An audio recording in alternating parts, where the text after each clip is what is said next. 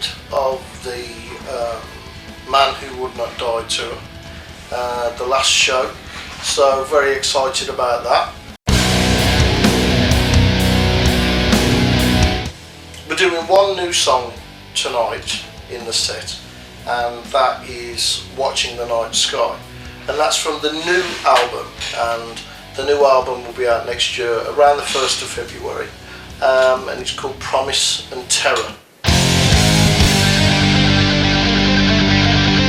It's in two halves. The first part of the album is probably more positive and upbeat, and the second half of the album gets darker and more introspective, and overall it's sounding really, really good, and that comes out on the 1st of February, and we start the tour with that. He's already booked the first shows on the 6th of February in the UK, in England. We go around England and then we carry on around the rest of Europe in March, so keep a lookout for us as we're doing that.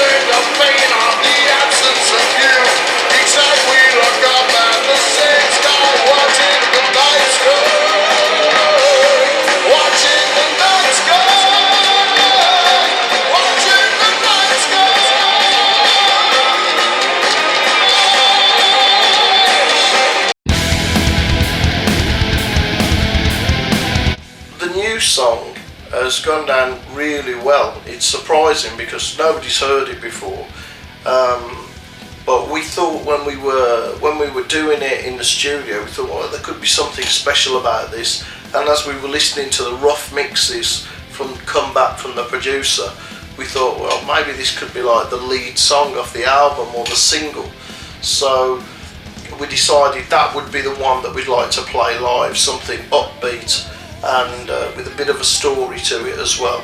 And in one way, the story is about two people that are divided and they don't know when they're going to see each other again, but they hold on until they can. And so when I'm singing the song, I think about the fans, because it's very similar, that you're together for a night and it goes crazy and it's, oh yeah, it's brilliant, but then you don't know when you're going to see each other again. But you can just hold on, oh well, maybe we'll get back to play a gig there, so that's what I'm trying to visualise when I'm singing the song.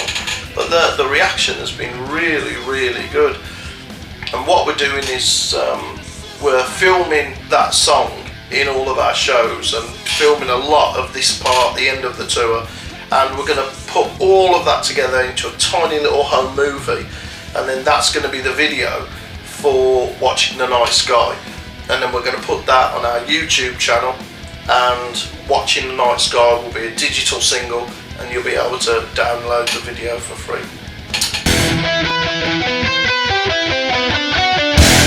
It's been a long time since I've been in France because of problems with different managers and gigs getting booked and cancelled, and it's been terrible because since my days in Iron Maiden, and really going back to Wolfsbane, when we played Elise Montmartre in Wolfsbane, and we did a first proper French gig there, and they gave us red wine on the rider and proper French cheese and bread and all of this, and when we did our sound check, the crew actually applauded our sound check, so it had a very, very special place in my heart to be in France. And when I was in Iron Maiden, it was fantastic, you know, and the French are the crazy singers. They sing parts of the songs that I don't even know properly, so it's been great. And what happened was we weren't able to get into France until some fans who've become friends suggested a couple of venues. Says, oh, please come and play Paris. And I said, well, I don't know where to play. And it doesn't seem like anybody wants us to play, so they found a couple of small venues and sorted that out. So we played in Paris and in Nancy, and it was just incredible. And I had the support and encouragement of the French fans, which I've missed for so long. And both gigs were full, and it was just an incredible reaction. So it's worked out great. And what we've always wanted to do is just always tour in France and just do the same as the UK. We have 20 shows in the UK. We'd like to come to France and do 20 shows in whatever tiny rock place there is to play. We will come and play there, so we'd love to do that. And hopefully that's a small start, what we've done. With the help of the French fans, hopefully we'll be able to return and play more shows, and hopefully people will like the album in France as well. You know, it's like 5 guys being married, and none of us are gay. so it's not easy at all. You know, everybody has an opinion, everybody's creative, everybody comes from different backgrounds, and so it's tough. But we have one thing that we all love, and that's the music.